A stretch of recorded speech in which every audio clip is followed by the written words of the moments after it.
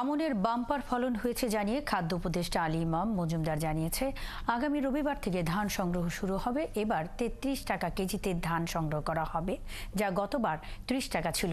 দুপুরে খাদ্য ভবনে এক বৈঠক শেষে তিনি আরও জানান, চালের দাম বাড়লেও এখন স্থিতিশীল আছে। আমন উঠলে চালের দাম কমবে বলেও জানান উপদেষ্টা। আমন সংগ্রহের জন্য যে ইয়াটা আছে, সেই ক্ষেত্রে আমন ধানের আগের বারে যে দাম দেওয়া হয়েছিল তার চেয়ে কেজি প্রতি ৩ টাকা বাড়ানো হয়েছে। ৩ টাকা বাড়ানো হয়েছে ধানে, এবং চালেও বাড়ানো হয়েছে।